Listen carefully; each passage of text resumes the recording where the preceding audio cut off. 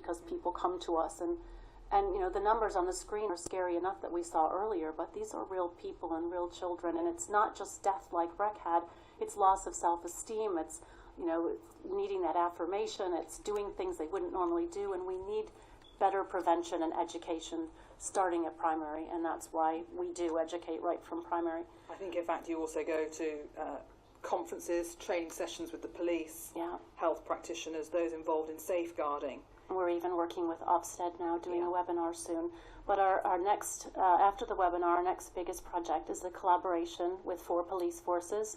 And I'm so excited because when I saw Kaylee's love story, she was groomed a year after Breck, and I always wonder if we had visited her school, would she have been better educated? Maybe one of her friends, maybe her friends would have said something, hey, that Breck kid went to that house and he didn't come home. Don't go to this guy's house. Meet him in town. I'll come with you. You know, things could have been different if she had known about Breck's story.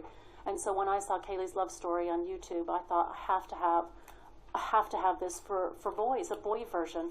You know, it shows how much more girls are groomed. I think in some ways, yes, they are groomed more, but boys don't talk about it. They are being groomed as well. And I think that was part of the issue when I phoned the police, that because there had been so many stories about the horrific things that happened in Rotherham and Rushdale, that people were thinking of girls being groomed for drugs and sex. And when I was off talking about my son being groomed, it just didn't resonate.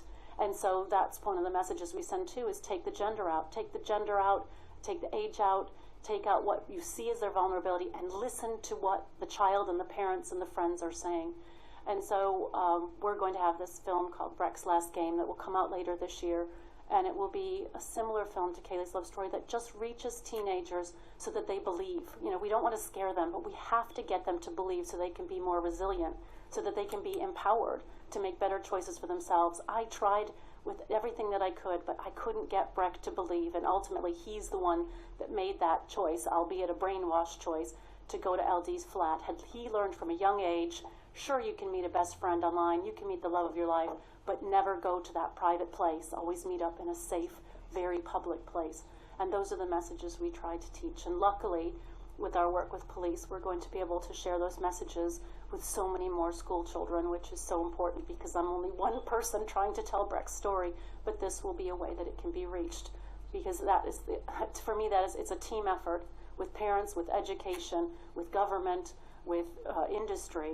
But ultimately, we all need to be talking about this, working together, but we need the child to be more resilient so that they can make better choices for themselves.